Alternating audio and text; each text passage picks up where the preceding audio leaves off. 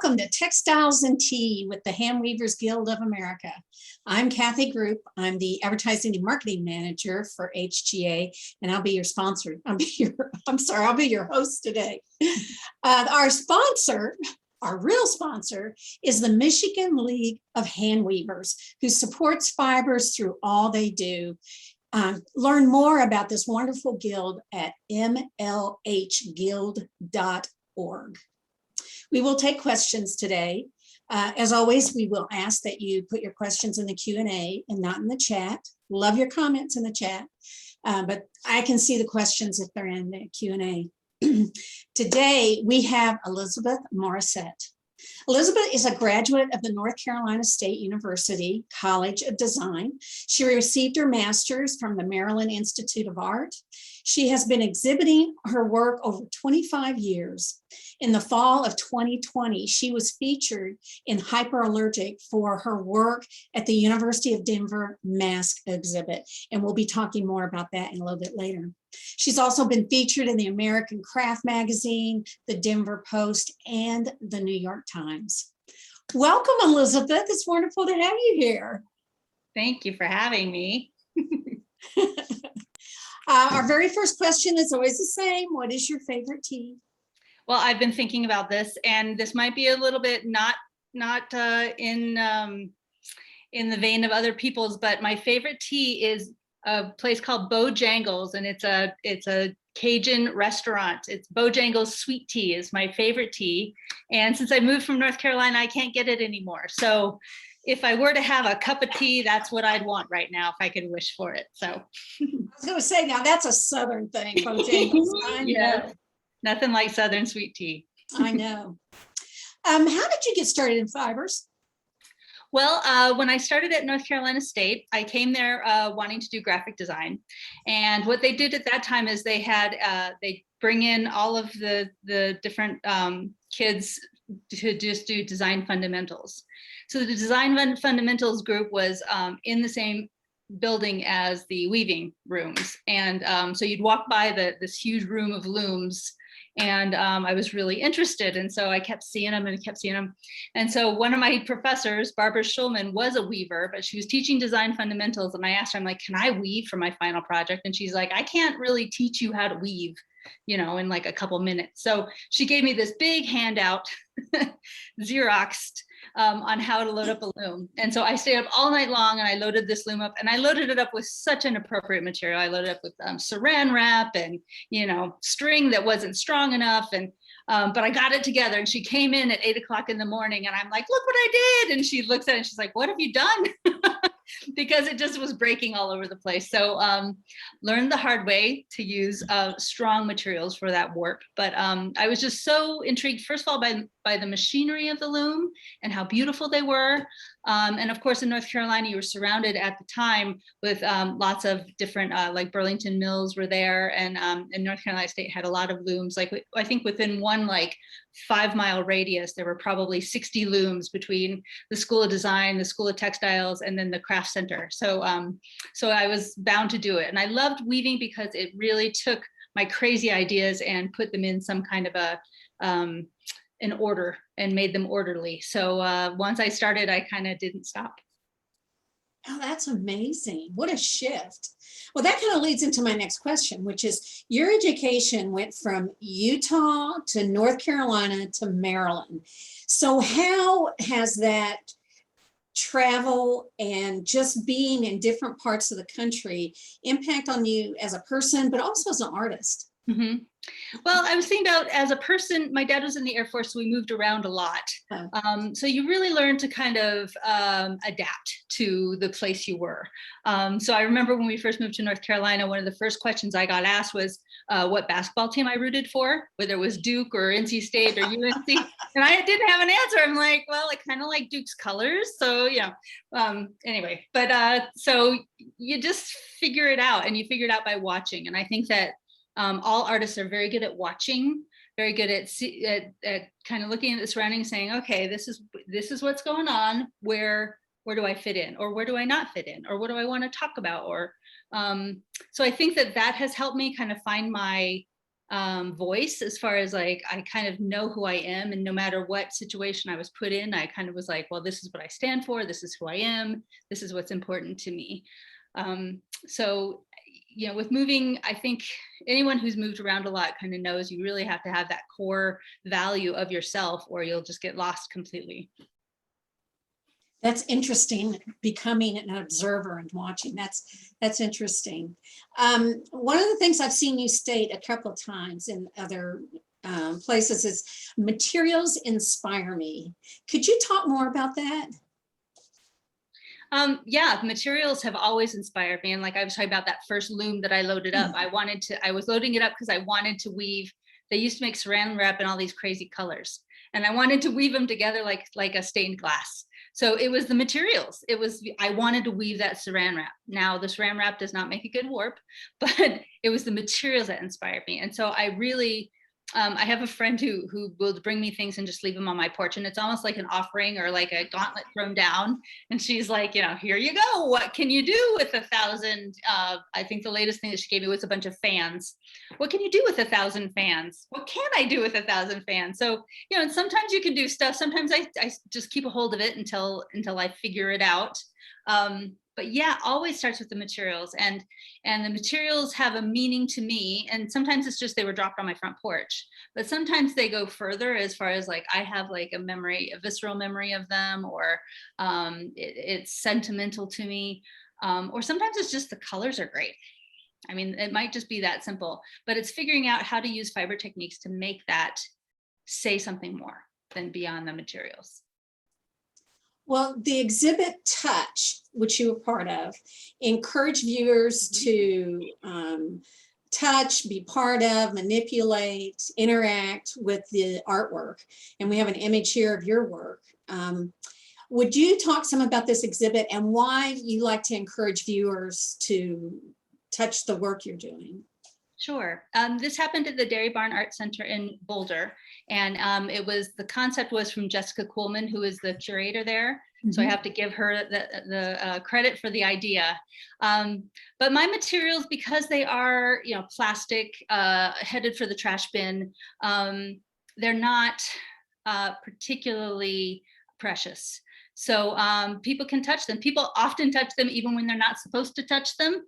So it was great that she thought of me for this exhibit, because I am okay with it being touched, and it kind of brought this extra whimsy to kids, because kids and adults too, because you're told not to touch, you know, especially fibers it can be really detrimental to them to be touched.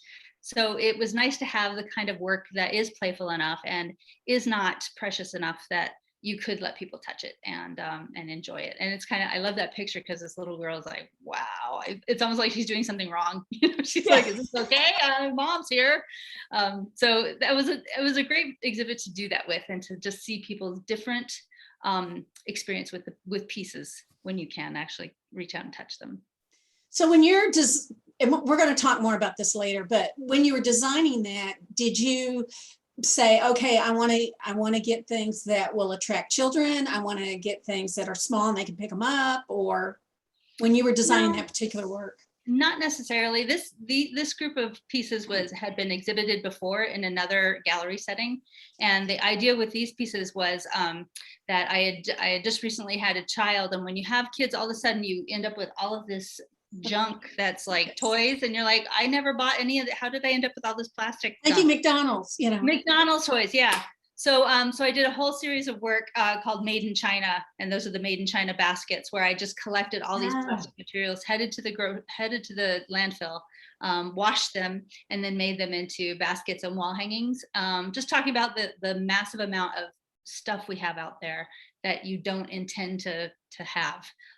So it's like, I like my work to be kind of approachable on different levels. Like for the touch exhibits, like you can touch it, it's cool. You can look at it, it's cool. And then there's this other level of like, why do we have so much stuff? Why is it all plastic? Why is girl stuff all pink? You know, all these questions that I'm not necessarily asking, but the viewer can ask when it's put in this context for them. Well, COVID impacted everybody. And especially, and it was different for everybody, but I think for artists, we all got impacted in a certain way. So during this time, you created masks, such as the ones that we have here in this image. Why was that a focus for you? How did this come about? Well, zippers are something I've kind of been playing around with for a long time. There's a local fiber artist here, Tom Lundberg, and he kind of spoke to me one time and said, have you ever thought of focusing on just one material for like a whole year for a big amount of time? And for me, I was like, no way. The materials are what I'm about. But so during COVID, I had been asked to be in a show and they liked my zipper pieces. And so I had a show that they were going to. The show, of course, was canceled. But I made a couple pieces and then I just kept going because I had all these zippers. We're sitting around watching Netflix as a family. I don't want to abandon them for my studio. So it's like I can make my art and also kind of be with everybody. And also, the way I was making these zippers really looked like they were growing. And at the beginning of COVID, it's like, who knew what was going on, right? It's like, is it everywhere? Is it nowhere? Previous to COVID, I had been working as an education coordinator at a museum, and I'm like, did I clean everything enough? There were a lot of just unknowns. I mean, there still are, but this was kind of my way of reacting to that unknown. It's like, okay, so are we going to need gas masks? Are we going to be wearing masks forever? If we wear masks forever, what are those going to look like? And are they going to, and I made a lot of cutesy masks too. I made a lot of sewn masks. So it was kind of like masks were definitely on my mind. I made 1,000 masks over the course of the year. So I think that it was just naturally kind of like my way to make these grotesque ones after making these ones that people could actually wear and would function. So I think I wanted to kind of have both because both are going on in my mind. Guys, 1,000 masks? That's amazing. Good. Yeah. Wow. Well, one of the things I've noticed about you when I was reading about your background and the things that you've done is that many of the places that you either worked or you did not an internship, but an artist in residence, they always seemed that you were bringing the art to the community. And why was that a passion for you? Well, because my work is made of materials from the community, I think that I like to take it to the community. And at first, when I first started working with the community, it was in Maryland. I was a Maryland State Arts Council artist in education. And at first it was just simply to make money to be able to be an artist. But after a while, I noticed that when I'd go and I'd teach weaving to kids or adults or whoever, oftentimes I'd find out about my own studio work from working with the community. Also, fibers, just you have quilting and you have all kinds of things within fibers that are a community effort. Weaving, even you'll have one person that's shearing the sheep, one person that's spinning the sheep, spinning the wool. So it's like I really like the community aspect of textiles, and I like to bring that to my community in a way of like having everybody have a voice and everybody have a piece in the artwork that you're making.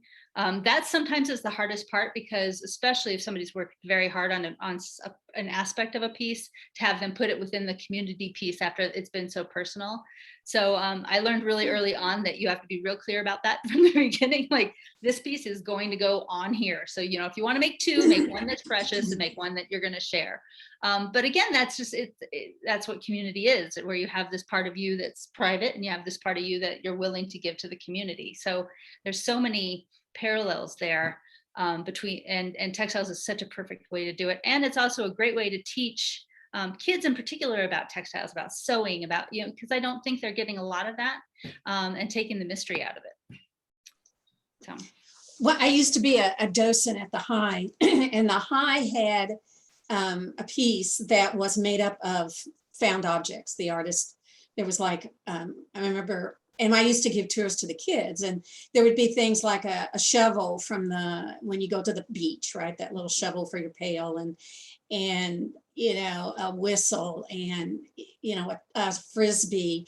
And I was just, the fun part of doing that was the kids going, that's junk, and getting them to understand that anything can be art, anything can be art. And that was so much fun of trying to get these kids to think outside the box, which was a shame they were inside a box at that age, but I can just imagine the reaction. Yeah, it's pretty great. So I'm going to go back to design because everybody wants to know how our artists design. So when you get ready to design, do you come up with a design first, or do you have the material first?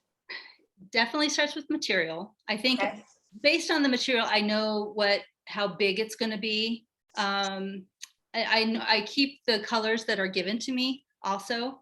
But I also, like, if I'm using another piece of something, a string or a wire, that I'll try to either match the thing that's already going on or fade to the background. So, I do sketches, but they're very, very simple. They're very basic, and it's just kind of like, how will this be? It's more about construction. It's like, how will this be constructed? Will I do it this way? Will I do it this way? And sometimes I just go ahead and do it, and it falls apart, and then I take it apart and I redo it. So there definitely is like a design aesthetic there, but it's driven by the materials. Yeah, I think I heard you say that you kind of sit in it, surround yourself with the materials. And does it just... I make like, I call them salads with the material. So I have like a banker's box. And if I have a banker's box full of whatever material I want, I know I have enough to do a woven wall hanging. So that's kind of my way of doing it. And also, I sometimes have to drill holes into, especially the plastic pieces, I had to drill holes into them. So that while you're doing that process, which is very, tedious, but that's what I love, it's tedium. So it's really tedious, but also as you're going through, you're like, ooh, this one's nice. And you'll like hold that one out and be like, that needs to be in the middle, or, so it is random, but it's definitely curated randomness. Does that make sense? Yeah. Well, let me ask you then let's say you've got a piece that you really like, but it doesn't match the color of what you're working on. Would you say, nope, not going to use it? Or would you find a way to blend the color in? Or I guess I'm trying to figure out which is more important. I find a way to blend it in. I really like it to be as random as possible. Okay. And I like to use everything, but like I just actually turned a piece in. I have a show in Lafayette, Colorado, and it's all keyboard pieces from broken up keyboards. And so they're all black. And then there was one that was like a caps lock or something that was like white for no reason, just because that was important to that. Anyway, so I remember like having that one being like, this one needs to go like in the center, in the front, because it's different, right? It's different, but it's the same. And I didn't choose it to be different, but because it is different, I need to respect that. And I need to position it so it's not like on the bottom, right? So it's not hidden. So yeah, I'll do that. I mean, I like to think that I'm totally random, but you're not. I mean, any designer will tell you that you cannot be, once you've like learned design, or you know what you're doing, you can't be random. You can try, you can think you are, but like if you, like for example, when I'm doing the zipper pieces, I always like this to have different color zippers. And if I have two of the same color that are touching each other, I throw it back and I get another one. So it's not random. If it was random, there would be more that was similar together. So. Well, your pieces are so playful. They're toys and things that you recognize, but your message is serious about, the waste we have. So how do you ever worry that the message gets lost or overlooked because it's so playful? I'm sure it does. I'm certain it does. But as kind of with my art educator hat on, I want people to come and experience it, and however they feel comfortable experiencing it. I don't want, I would not walk up to somebody and go, do you know what I'm trying to say here? And do you know how horrible this is? Because they are playful and they are fun. And like I was saying before, it's like, I like the levels, experience it just on the visceral, like, wow, this is a great color. And then think about it a little bit more. How was this put together? And then on the top level, why was this put together? And I think people get around to that, and it will take a certain kind of piece that might have to do that, or actually taking time to read the artist statement. And that's a level of involvement that not everybody is ready to do. And I don't want anybody to feel like they can't approach the work and they can't enjoy the work, even though there is that other message to it. It's kind of, I want to accept people for wherever they come to the pieces. Well, you were talking a while ago about people's reactions, and I'm looking at this. It's like those of us of a certain age know that middle picture. Those, how many nights did we sleep with those things in our hair? And the eggs on the right. I mean, how many kids, you know, that was Easter and going looking for Easter eggs. So it is interesting how when you look at something, you kind of tap into your own memories and your own experience in this work. It's great. And then it has wonderful colors. Thank you.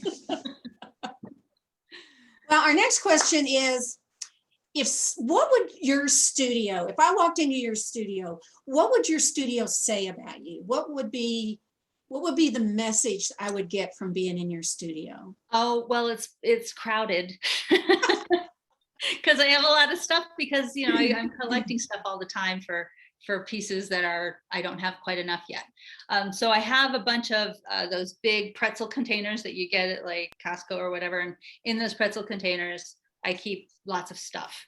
So let me interrupt you for just a second. Sure. This is a video that was done by Fort Collins, the city of Fort Collins, called, that's FOCO, I guess. They're promoting their arts. It's brilliant that they do this. I love this. I wish all cities would do this. So we're gonna, if you'll talk a little bit about your studio as this grows.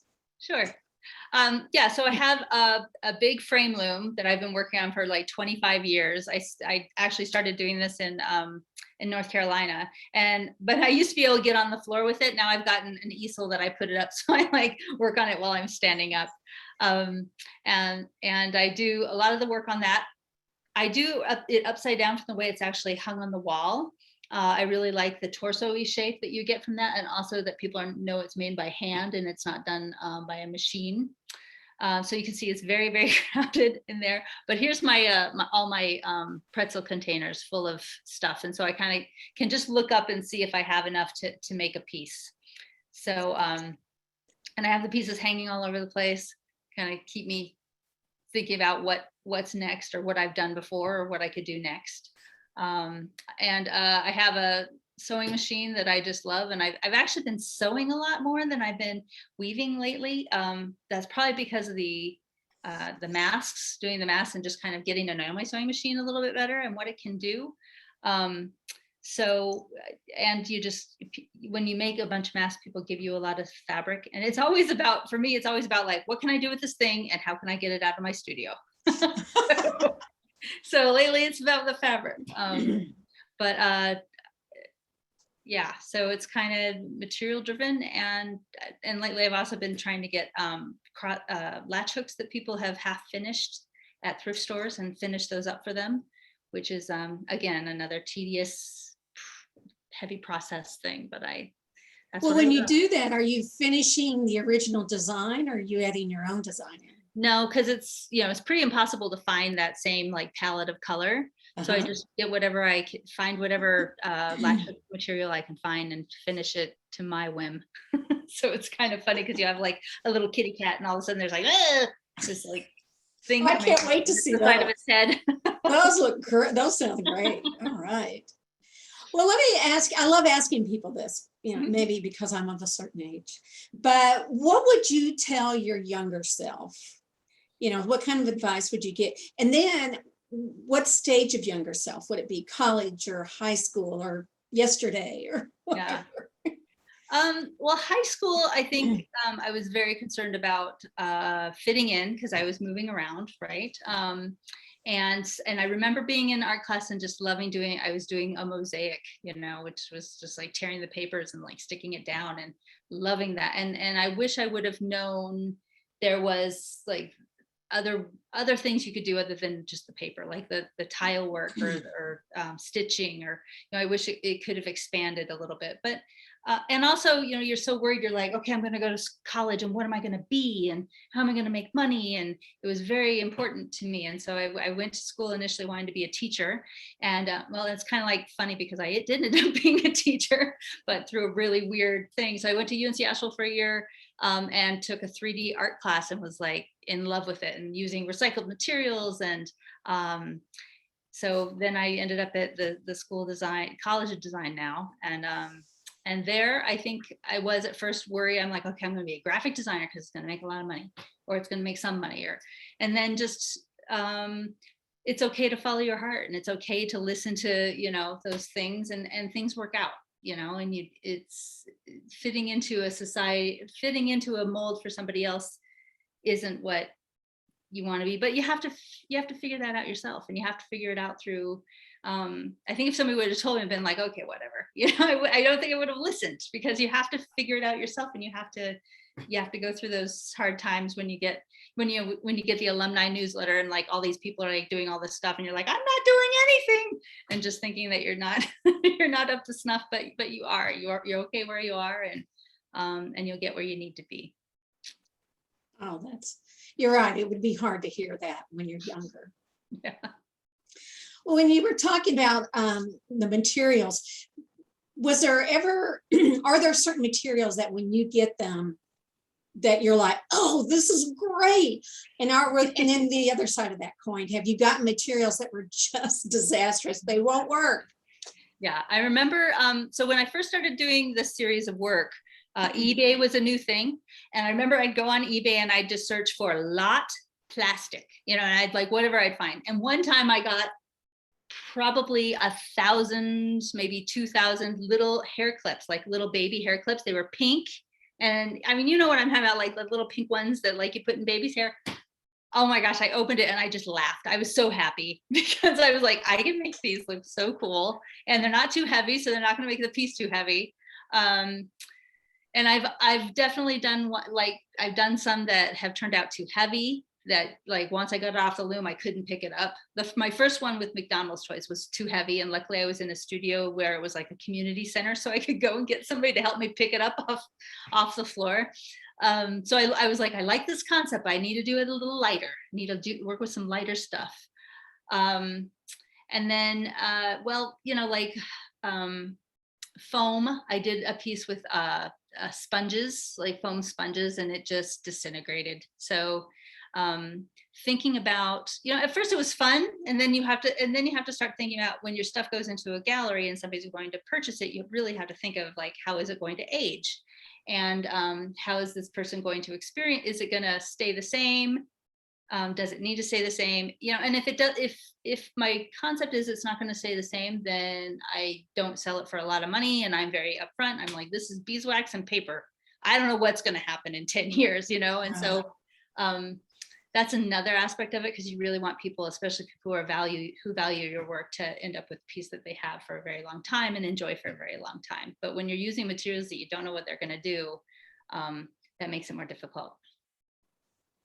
So where do you find most of your material? You said you did the eBay thing. What else do you do to find your material? eBay, there's a couple stores here in northern Colorado that are recycled art supply stores.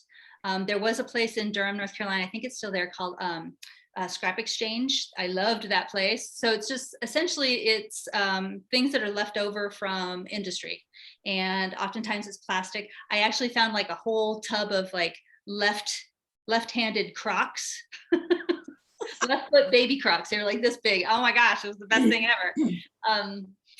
I still haven't done anything with them though, because they're weird. Anyway, but so places like that, thrift stores have a lot of that kind of stuff now. Friends know I do this now, and I end up with, like I said, things on my front porch. And also it's like, if there's something that I particularly want to do, like let's say I just did finish one with Pez dispensers, I've had to be collecting those for years and years and years. So to have enough to weave. So it's kind of like, sometimes it's just given to me. Sometimes it's a concept that I have to work through, and it takes like 10 years to collect enough of whatever I'm trying to collect to make a piece out of it. It just kind of depends. And sometimes the other stuff gets in the way because it's there and it's free and it's at hand. So. Well, how do you think, because you originally started out in design, right? Mhm. Your degree. How did that impact on what you're doing now? Do you ever Oh, find that you go back to that and think, oh yeah, I learned that in this class? yeah. My first design professor, her name was Susan Toplikar. She just passed away, unfortunately. And I remember she went, and this is going back to that randomness. She had us do, and I think it was the first 6 weeks of the class, do these drawings, and they had to be random. And so we were like, is this random? And she's like, not random enough, not random enough, not. And so she put us through the paces. And, like, I think I put my drawing out on the street, and I was like having people run over it. I'm like, this is random. She's like, no, because you chose the street. So it was interesting because she really made us think about like that. It's not random, that you're a designer. Nothing you do is random. You're choosing the materials. You're choosing the way you do it. You're choosing the time you do it. You're choosing the amount of light you have. So I think I've been thinking about her a lot because she just passed away. And how that has influenced. She wasn't a textile designer. She was a drawing instructor mostly, but it's definitely influenced my work and my textiles. And so I've carried that with me. And if you would have told my younger self, because I was so frustrated, your first year in design school, I'm like, I'm hot stuff, and she just kept saying nope, nope, nope, and it was so frustrating. But I mean, that's who I am. I mean, that's the basis of my design. So you never know when you're in the middle of it that it's going to affect you that much. Do you ever wish you'd gone in a different direction, like did ceramics and did woodworking? And yeah, it sounds like, well, tell about the door. Talk about the door behind you. sure. Well, I think that's amazing. My husband and I have renovated a couple houses, and so I've done mosaic tile, and I've done stained glass. So I've kind of, gone different directions just because we've had to, and we were cheap and didn't want to hire somebody to do stuff. But one thing I wish that I do, and I am trying, and it's because I've been using my sewing machine so much lately, is fashion design or apparel design. I wish that I kind of knew better how to fit, like I know how to take a material and make it into a basket, but to take a piece of material and make it fit someone nicely, I'd really love to know how to do fine tailoring. That would be, I'm not dead yet, so maybe that's still in my future. I don't know. Yeah, when you were telling me earlier about the glass on the door, and as I hear you talk about how you have to put things together, you strike me as someone that problem solves. Because there must be a lot of problem solving of figuring out how to put baby Crocs together into making something. Yeah. So do you see yourself as a problem solver? If you don't know the answer, you go find out what it is? I do. I either go find out what it is or figure out how I can do it myself, and I use a lot of this too with my education work at the Museum of Art. It's like, when you're taking down exhibits, like you have all this stuff, how do we get rid of this in a nice way? Or how do we reuse this? Or do we reuse this? And, it's a nonprofit, so there's a certain budget there too that I enjoy. It is like problem solving. It's like, check that off the list and check that off the list. And I use a lot of these found objects in my education stuff too. So that's kind of fun. Do you find that what you're working on at the museum kind of inspires you or sets you off into something that you want to do? Like, oh, I want to try that, and I could do this, and blah, blah, blah. Absolutely. We just closed up a Hawaiian shirt show, and now I can't, like, when I go to thrift stores, I can't not see the Hawaiian shirts and the design that's behind them. And it's really great because it really does. It's like still being in school a little bit, because there's new stuff all the time that's inspiring you, and new people coming through and having a different perspective. So it's great to have that part-time and then my studio work part-time, because it really does, like I said, it informs one another. Well, what's next for you? You were talking about you're getting ready to work on a project, but what's next for you? I'm teaching a 6-week class for the Denver Art Museum on off-loom weaving in the spring. And it's kind of exciting because I'm going to take a particular piece from the collection, and they have a great textiles collection, a piece from the collection, and then we take a 3-hour kind of class, like deep dive into it on how is this made, and then they're going to make their own piece that kind of reflects the piece that we saw. Hopefully we can see them in person in the museum. but not all of them were going to be able to do that. But I'm really excited about that. That is exciting. Now, when are you going to do this? This spring. Oh, okay. It's coming. When, if somebody wanted to take that class, when will they be able to find out about it? If you go to the Denver Art Museum homepage, you can go to education and you can write to them to the information page and ask to know when that goes live. Okay, great. That's wonderful. Well, we got some questions, so why don't we go to that? Okay. Excuse me. All right. This is from Mary Holm. I'm almost afraid to ask. What is a material that you would like to work with that you haven't yet that had dropped off on your porch? That's a great question. I don't have a want to work with, but like I said, the tailoring, I'm really liking that, and I would love to. And on the video, you could see I was kind of playing around with making like velvet, like a velvet jacket. So it's like I'm really kind of honing in on like I really like prints. I really like Marimekko prints. It's like what could I do with that? You know, like a wearable, but kind of a cool wearable where it's like a costume and also a wearable. Like so that's not necessarily material, but it is material. Have you ever opened up a box and went, what were you thinking? Why would you give me this? Oh my gosh. Oh yes. All the time. All the time. All the time.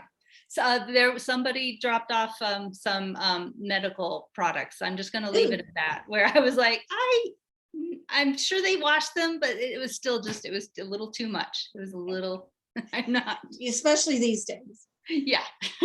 So somebody was asking, Phyllis Shimluck wants to know, how do you connect the pieces? Do you glue them, string, screws? Wire. I never glue. Never glue. Again, this goes back to that first semester. I think I hot glued some buttons to a chair and they all fell off, and it was very embarrassing. So I hot glue for my education stuff because it only has to last 6 months. But the pieces that I have that are my gallery pieces, they're all wired together. Oftentimes I have to drill a hole into them. If they're woven on the wall, they're put together with cotton, normally cotton and pearl cotton, some really strong cotton, and I'll weave it as I go. So the wall hangings that you saw, those are all done as I go, and they're woven like a shag rug technique. So I have the bottom one that's just a basic weave, and then I pull out the strings that are on the top and I attach each one with a string. So, and it's attached as I go. So that's where I have to really be thoughtful about what goes where, because if you put everything in a box, all the little stuff goes to the bottom. So you have to make sure that you don't have all your little stuff at one side of the weaving and all your big stuff at another, although that could be a concept, but I really like it to be kind of like just this whole mass of red stuff or whatever. So yeah, they're all either wired together or stitched together. Beth Blankenship wants to know, are the materials you're using new or reused? Almost all reused. Very, very seldom are they new. If I would get something new, it would be because I ran out and needed to get more to finish the piece. So they're all recycled, and that's kind of part of the concept. Okay.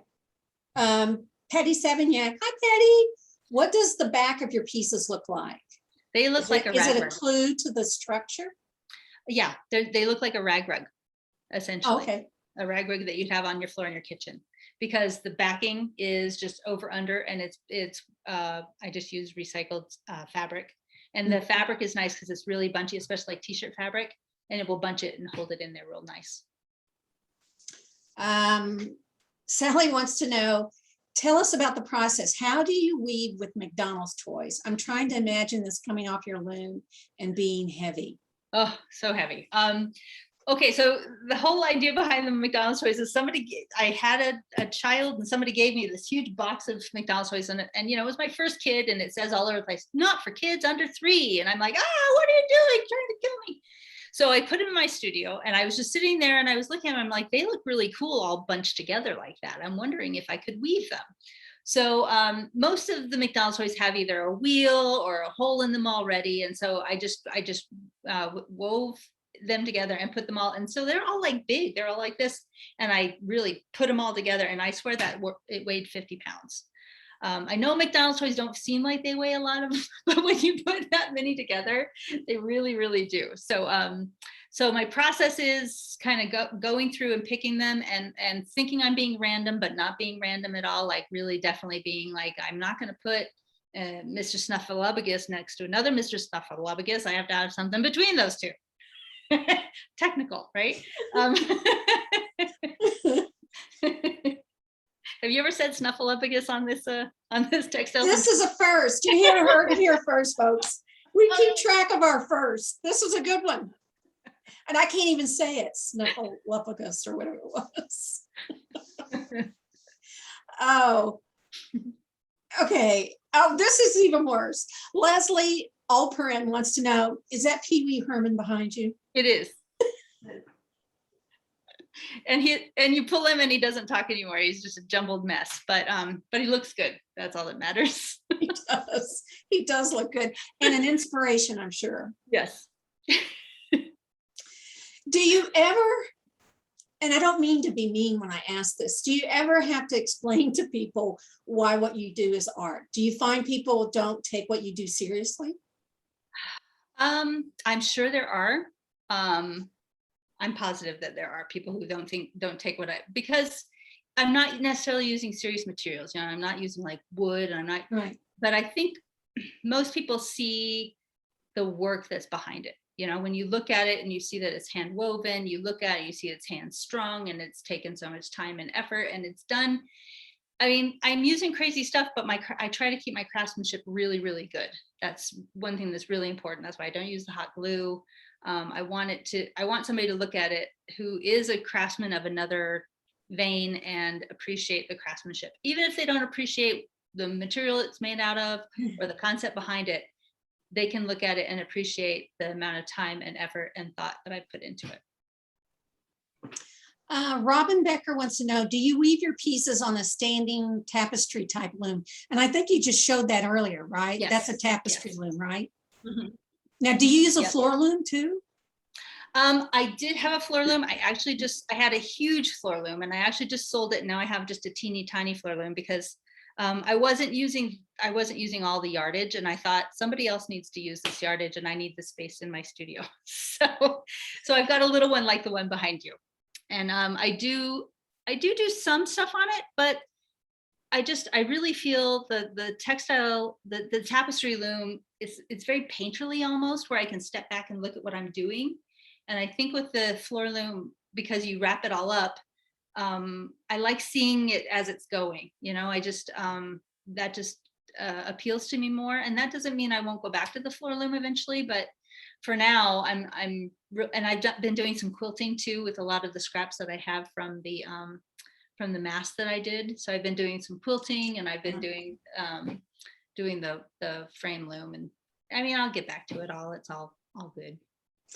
Have you ever, Rebecca Peter wants to know, have you ever woven a traditional piece? Yeah, like the one behind you. Like when I was in school, I took the weaving class where you learned all that's one thing I'd like to learn how to do, is the pocket where you're able to weave it so it's open in the middle, but it's sealed on the sides. That is something that I'd really love to learn to do. That's like it blows my mind that can happen. But probably the most traditional I get is I do rag rugs on my big floor loom. Oh, you do rag rugs? Yeah, and I did, I've done stoles for priest friends of mine, so that's kind of traditional. Oh, very. But they're not traditional looking. Of course not. But they're traditional things. So let's see, Cynthia Donahue wants to know, can we see samples of the weavings you're talking about?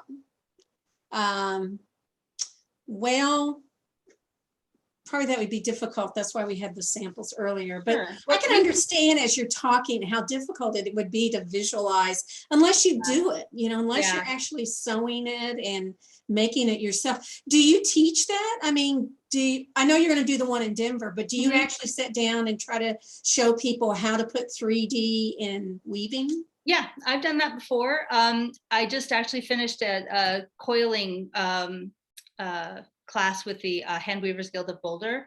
Okay. So Handweavers Guild of the Rocky Mountains, sorry. Anyway, we just did that on Saturday. So I have a sample of that one. Oh, here we go. There you go. So this is just newspaper that's been stapled together Uh-huh. to make this vessel.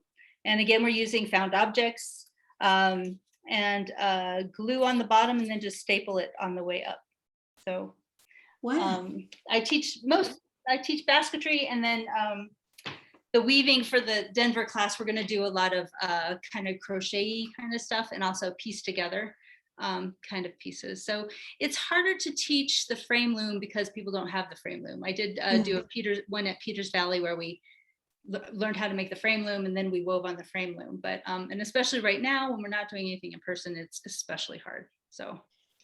Well, your class in Denver and any other class, I guess, do you try to incorporate the used material rather than going out and buying something, or do you do both? For sure.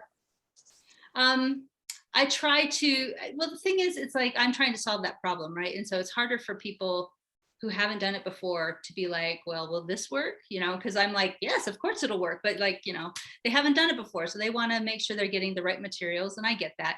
So what I'm planning on doing is just bringing a lot of stuff with me and having a lot of samples of my own stuff and saying, you know, this will work, this will work, this will work. You don't have to get this thing to make it work the right way. And that's what's beautiful about textiles, is it's so forgiving, and you can really kind of put your own you can put your own personality into it. And your own memories. And I'm really stuck on that memories thing. I just, because I'm like that when I pick up something, it's like, oh, I remember doing this as a kid or whatever. Absolutely. Yeah, absolutely. That, what do they call it? The motion kind of brain that you remember those things. Yeah. Well, Elizabeth, this has been wonderful today. Thank you so much for sharing your work and your ideas. And I'm excited about your class in Denver. I hope I can hear about it later. It just sounds wonderful. Thank you. If you want to see more about her work, go to her website. She has a great website. Go check her out at elmorisette.com, elmorisette.com, and check out her work and see what she's up to these days. Go to the Denver Museum and check out her class next spring. Great. I want to thank again our sponsors, the Michigan League of Handweavers. They strive to promote the many fiber arts to ensure that they live on through the next generations. And they do this by offering workshops and exhibits. And every odd number year, they do a conference. They also give out seed money throughout the state to get other fiber events going. Go to their website at mlhguild.org, and that stands for Michigan League of Handweavers.org, and see all the things that they do as a guild. They're an incredible guild. They're very impressive. And again, thank you for them sponsoring us today. Thank you. Shout out to my friends in Kalamazoo and Mount Clemens, Michigan. That's right. And you got your shirt from Michigan, right? I did. Yes, I did. Again, if you would like to sponsor an episode of Textiles and Tea, please go to our website and see the information there on how to become a sponsor. You can sponsor it, your company, your guild. We would love your sponsorship. Sponsorship is also generated through the generous donations of to Textiles and Tea to the Fiber Trust. If you would like to see more programming like this, and we have a lot of programming coming up this fall, please support HGA by becoming a member or donating, or both, at weavespindye.org. If you missed part of the show today and you want to go back and see more, I would understand if you want to go see more of her work. Or if you want to watch it again with a friend, you can see this episode and any episode of Textiles and Tea. They're recorded and they're on Facebook, the HGA Facebook page. We are also uploading them to the HGA YouTube page. And if you go to the YouTube, you can subscribe and you'll get a notice every time a new episode has been uploaded. I'm excited that next week we will have tea with Melissa English Campbell. And I hope you all have a wonderful week. Thanks for joining me today. Thank you again to Elizabeth. It was wonderful having her here. Hope you have a great week and happy tea. Thank you.